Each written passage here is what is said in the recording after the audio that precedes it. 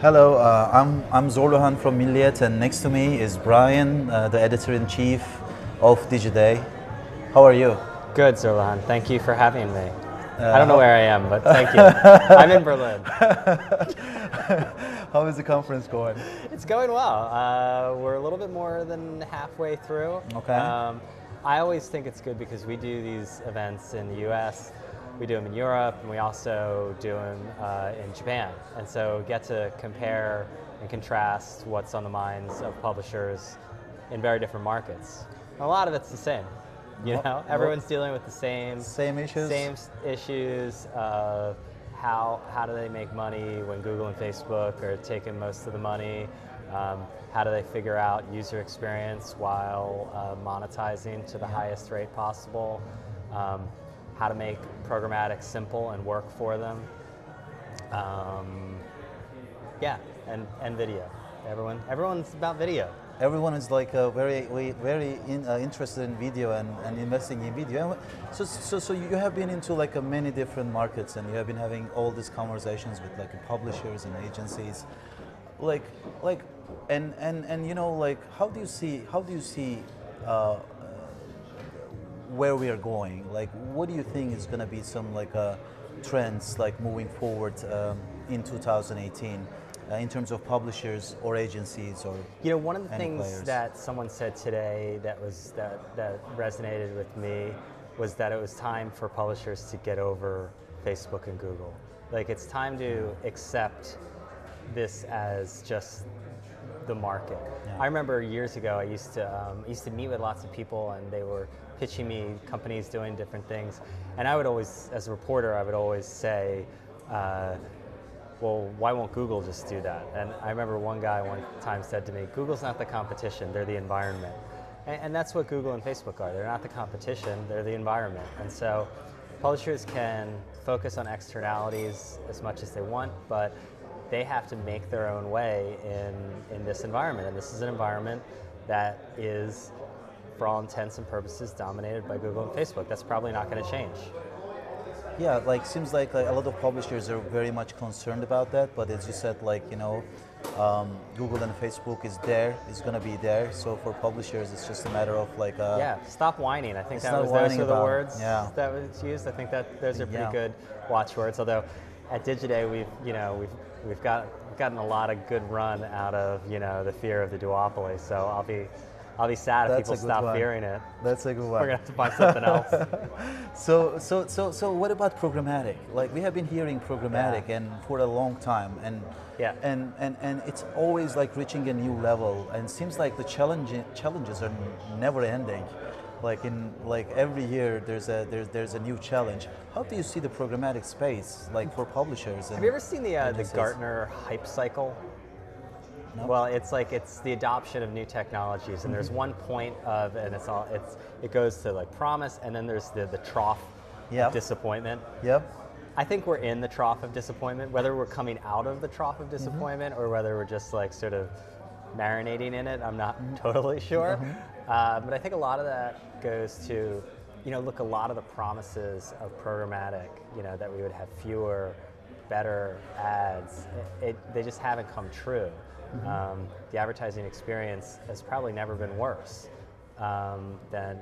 which is strange, because I remember covering this industry when pop-ups were the big problem. Whenever I would tell like family members what I did, they would say, "Oh, why do I get all those pop-up ads?" Now, my mom asks me, why do these e-commerce sites follow me around just because I visited their webpage?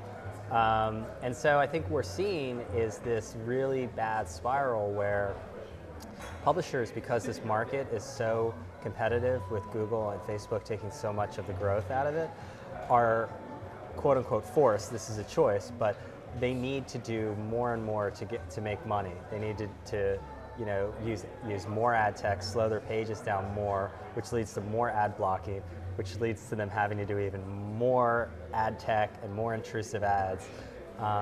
And they're really just killing the user experience. I think the user has kind of been lost in this equation.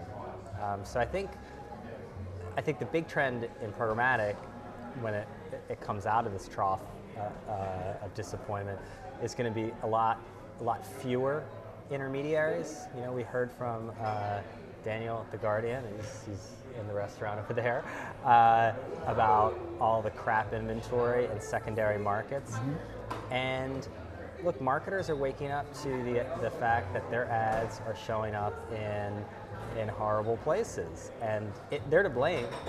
You know, if you get like 50% off sushi in Berlin, and you get sick, you know, maybe you deserved it. Like there's this saying joke that I like: all you can eat sushi is the sushi you should not eat. Yeah, yeah. It's like gas station sushi. Like, I mean, exactly. You really can't complain. It's just the same as if you're paying sub $1 for video CPMs, and then you're finding that most of them are fraud. Mm-hmm. Well, yeah, of course. So that realization is sinking in. So I think, ideally, the optimist in me hopes that more of that dollar will end up going from the marketer to premium publishers, and not have so much taken out by intermediaries or directed to substandard sites that are gaming the system. Speaking of the users, the retargeting, and the publishers and the CPMs, how do you see this new relationship forming between publishers and agencies? Because I think in today's conversations, we have heard in some of the phrases like, we are doing some agency business. Mm-hmm. We want to go into agency business. Agency business is something that we want to pursue from some of the publishers. So how do you think that this relationship between the agencies and publishers is going to be moving forward in the following years? I think agencies are in a more difficult position than publishers. I mean, if you look at the big agency holding companies' stocks, I mean, that's a lagging indicator, really, of something that's been happening for a while, and that is just agencies are less important than they've ever been. Clients don't trust their agencies.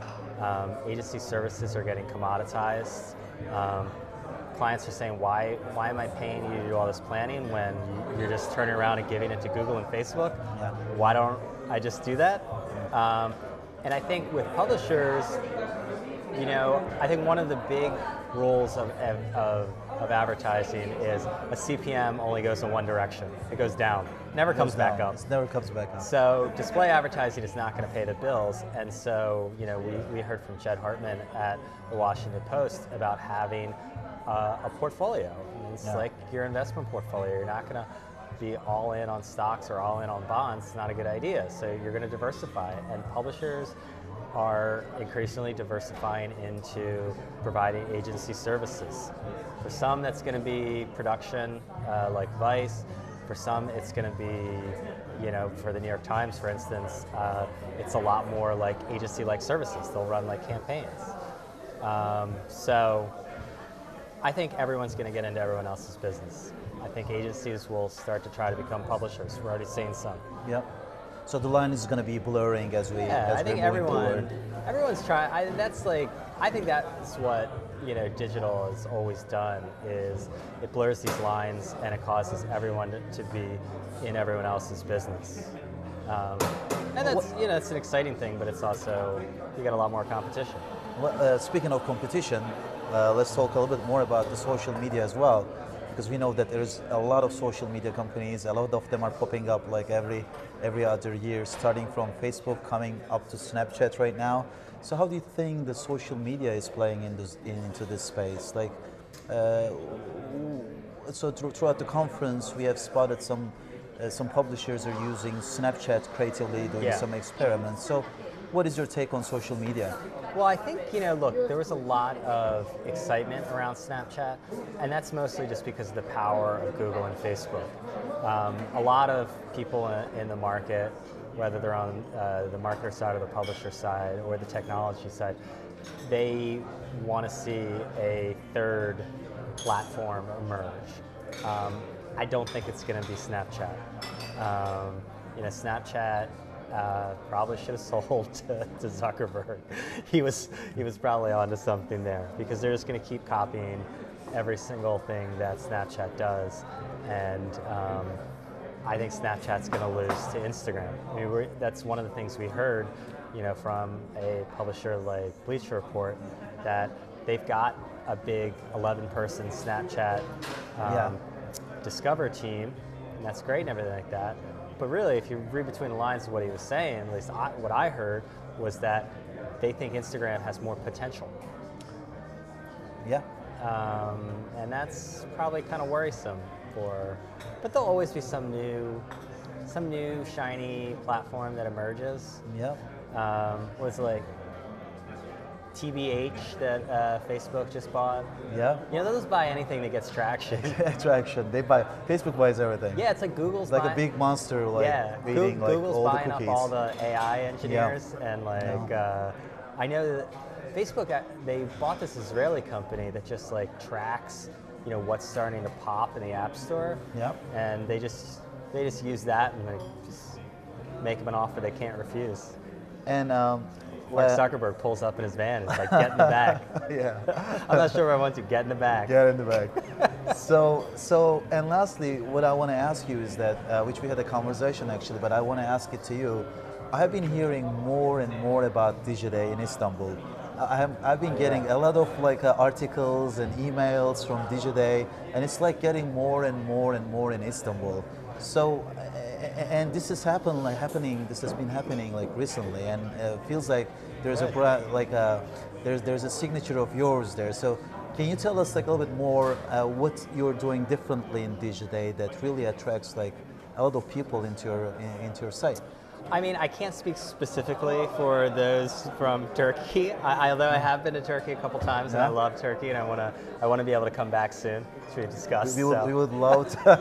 Maybe Erdogan can sort of sort that out with our own president. Yeah. But I think the thing that we have done well, and what I hope people know us for, is to be, we call it honest, but to have more of an honest point of view of some of the challenges that exist in digital media, and it's not from a pessimist viewpoint. I know journalists can sometimes be that way, but we really do think, in order to foster change and for digital media to live up to its promise, has to be honest with some of the challenges that exist out there. And so that's why at our events, we start with a challenge board where people anonymously write down their challenges on sticky notes and put them up on a board for everyone to see. And I think a lot of people find that refreshing, and that other people are dealing with the same thing. True that. And I've seen a lot of people taking pictures of that and discussing and started having a conversation about when they realize that they're having the same challenges. So early on, we started this feature called Confessions, in which we traded anonymity for honesty. And some people don't like the thing because they're like, oh, person's name isn't on it. But we stand behind every single one of them. I know all the people. I don't. All my reporters know all the people at this point. But in the beginning, I knew every single person because I did them. But I think those have been a signature feature for us, and I think I'd like to see other publications are starting to adapt some of that approach, because traditionally, kind of industry publications, the two things. That's why I hate the word trade publication, is because to me trade publication means you're a cheerleader for an industry. It's just a bunch of sucking up, and we all know the 50 most powerful people lists and stuff like this that only exist in order to sell congratulatory ads to clients. And the other thing is that they're boring. And so I always say to our staff, is as long as we can be less full of it, and as long as we cannot be boring, we'll do well. And I had a conversation with some of the publishers who came here like me the first time, and they were pretty much impressed with the fact that this organization, the Digiday Publishing Summit, is bringing together publishers and enabling these conversations between the publishers and the vendors, and that's they what we found want it to quite do. I mean, you look effective. around here. We're in a restaurant here at the hotel, and this is where a lot of connectivity is happening. We get that. I mean, it's not just about what's on the stage. If we don't get the right people together, then the event won't work. So, thank you for being part of it. Thank you for inviting us, and Ryan, thank you very much for this interview. We are really glad to have you, and hopefully, when all this visa situation is cleared up, we will be more than happy. Once the geopolitical forces align. We want to have you in Turkey. Yes. We would love to see you, especially we would maybe love to see Digiday Turkey or Istanbul at some point. Would love it. Thank you. Can't wait to come back to Istanbul. Thank you. Okay, thank you, Zoran.